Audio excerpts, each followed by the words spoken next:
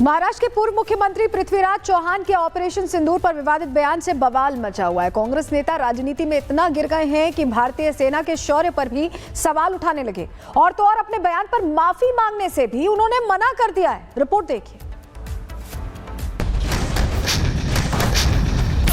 पहिल्या दिवशी आपला संपूर्ण पराभव झाला। 7 तारखेला जे हवाई युद्ध अर्ध्या तासात झालं, माफी मांगने का सवाल माफी का मांगू? मेरा राइट है, constitution gives me right to ask questions. मंगलवार को जब महाराष्ट्र के पूर्व मुख्यमंत्री ने सेना के शौर्य पर सवाल खड़े किए थे तो हमें लगा अगले दिन देश के लिए ना सही, सियासत के लिए ही सही, पृथ्वीराज चौहान माफी मांग लेंगे या बयान वापस ले लेंगे। लेकिन सेना पे सवाल खड़े करने वाले एक राज्य के पूर्व मुख्यमंत्री को संविधान द्वारा दी गई शक्तियां याद आ गई और कहा कि माफी मांगने का सवाल ही नहीं उठता, ये अधिकार संविधान ने दिया है। आप कुछ क्लैरिफिकेशन देना चाहेंगे कि आप? मैं बाद में आराम से बात करूंगा। अभी आराम से बात करेंगे। तो आपको ये जो बयान है उस पर आप माफी मांग रहे हैं या बिल्कुल सवाल नहीं उठता, बिल्कुल सवाल नहीं उठता। हाँ जी सर, नहीं सवाल नहीं उठता। सवाल मैं बात कभी संवैधानिक पद पर बैठे पृथ्वीराज चौहान को अपने अधिकार तो बखूबी याद है। तो चलिए पृथ्वीराज चौहान बताएं कि संविधान के किस अनुच्छेद ने उन्हें सेना पे सवाल खड़े करने का अधिकार दिया है। साथ ही बताएं अपनी मंशा, क्योंकि उन्हें पाकिस्तान में तबाह हुए आतंकी अड्डों की तस्वीरें इतनी धुंधली नजर आती हैं, लेकिन 79 साल की उम्र में सेना का अपमान करना बराबर याद रहता है। पहिल्या दिवशी आपला संपूर्ण पराभव झाला। 7 तारखेला जे हवाई युद्ध अर्ध्या तासात झालं, त्यामध्ये आपला टोटल पराभव झाला, हे कोणी मान्य करो अगर न करो। आणि त्यामुळे त्या दिवशी भारताची जी विमानं पडली, त्या दिवशी सगळा भारताचा एअरफोर्स हा ग्राउंड झाला। त्यानंतर एकही विमान उडलं नाही। तर कुठेही विमान उडलं की पाकिस्तानचं तुमचं विमान ग्वाल्हेर असेल किंवा भटिंडा असेल किंवा सिरसा असेल, तिथं वाढायची शक्यता असल्यामुळं आपलं कंप्लीट एअरफोर्स ग्राउंड झालं।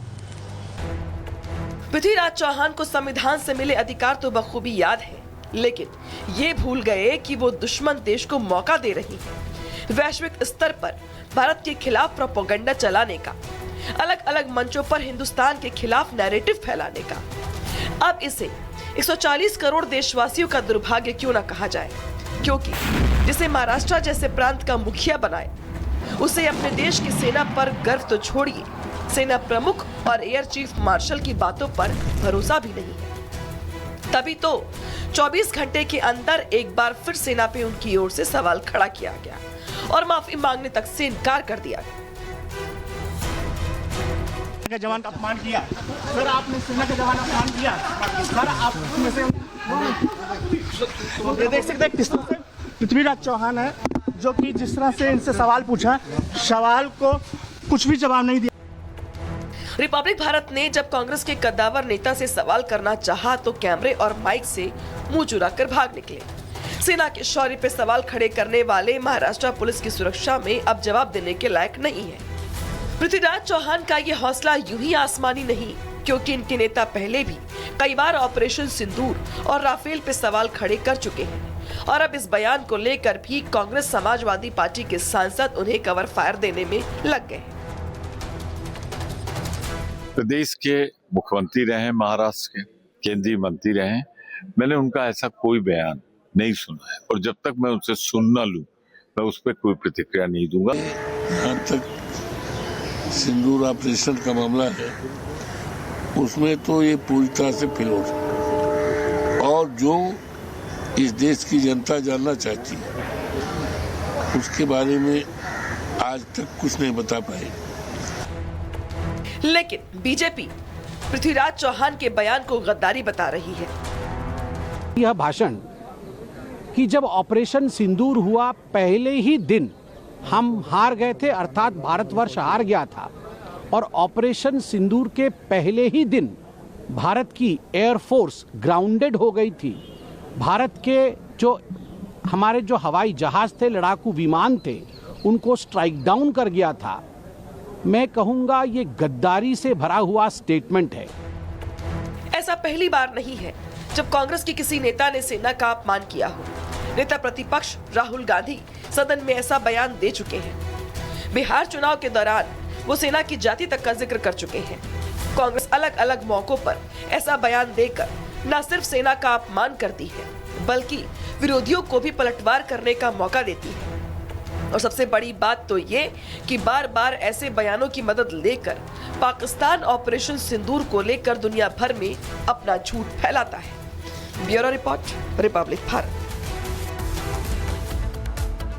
महाराष्ट्र के पूर्व मुख्यमंत्री पृथ्वीराज चौहान के ऑपरेशन सिंदूर पर विवादित बयान से बवाल मचा हुआ है। कांग्रेस नेता राजनीति में इतना गिर गए हैं कि भारतीय सेना के शौर्य पर भी सवाल उठाने लगे, और तो और अपने बयान पर माफी मांगने से भी उन्होंने मना कर दिया है। रिपोर्ट देखिए। पहिल्या दिवशी आपला संपूर्ण पराभव झाला। 7 तारखेला जे हवाई युद्ध अर्ध्या तासात झालं, माफी मांगने का सवाल माफी काय मांगू? मेरा राइट है, constitution gives me right to ask questions.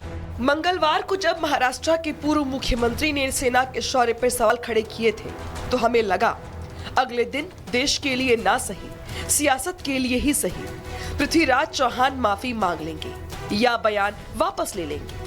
लेकिन सेना पे सवाल खड़े करने वाले एक राज्य के पूर्व मुख्यमंत्री को संविधान द्वारा दी गई शक्तियां याद आ गई और कहा कि माफी मांगने का सवाल ही नहीं उठता, ये अधिकार संविधान ने दिया है। आप कुछ क्लैरिफिकेशन देना चाहेंगे कि आप? मैं बाद में आराम से बात करूंगा, अभी आराम से बात करेंगे। तो आपको ये जो बयान है उस पर आप माफी मांग रहे हैं या फिर बिल्कुल regret सवाल है नहीं कुछ उठता, किसी सवाल तरह का? बिल्कुल सवाल नहीं उठता। हाँ जी सर, नहीं सवाल नहीं उठता। सवाल मैं बात कभी संवैधानिक पद पर बैठे पृथ्वीराज चौहान को अपने अधिकार तो बखूबी याद है। तो चलिए पृथ्वीराज चौहान बताएं कि संविधान के किस अनुच्छेद ने उन्हें सेना पे सवाल खड़े करने का अधिकार दिया है। साथ ही बताएं अपनी मंशा, क्योंकि उन्हें पाकिस्तान में तबाह हुए आतंकी अड्डों की तस्वीरें इतनी धुंधली नजर आती हैं, लेकिन 79 साल की उम्र में सेना का अपमान करना बराबर याद रहता है। पहिल्या दिवशी आपला संपूर्ण पराभव झाला। 7 तारखेला जे हवाई युद्ध अर्ध्या तासात झालं, त्यामध्ये आपला टोटल पराभव झाला, हे कोणी मान्य करो अगर न करो। आणि त्यामुळे त्या दिवशी भारताची जी विमानं पाडली, त्या दिवशी सगळा भारताचा एअरफोर्स हा ग्राउंड झाला, त्यानंतर एकही विमान उडलं नाही। तर कुठेही विमान उडलं की पाकिस्तानचं तुमचं विमान ग्वाल्हेर असेल किंवा भटिंडा असेल किंवा सिरसा असेल, तिथं वाढायची शक्यता असल्यामुळं आपलं कंप्लीट एअरफोर्स ग्राउंड झालं। पृथ्वीराज चौहान को संविधान से मिले अधिकार तो बखूबी याद है, लेकिन ये भूल गए कि वो दुश्मन देश को मौका दे रही है। वैश्विक स्तर पर भारत के खिलाफ प्रोपेगेंडा चलाने का, अलग अलग मंचों पर हिंदुस्तान के खिलाफ नैरेटिव फैलाने का। अब इसे 140 करोड़ देशवासियों का दुर्भाग्य क्यों ना कहा जाए, क्योंकि जिसे महाराष्ट्र जैसे प्रांत का मुखिया बनाए, उसे अपने देश की सेना पर गर्व तो छोड़िए, सेना प्रमुख और एयर चीफ मार्शल की बातों पर भरोसा भी नहीं है। तभी तो 24 घंटे के अंदर एक बार फिर सेना पे उनकी ओर से सवाल खड़ा किया गया और माफी मांगने तक से इनकार कर दिया गया।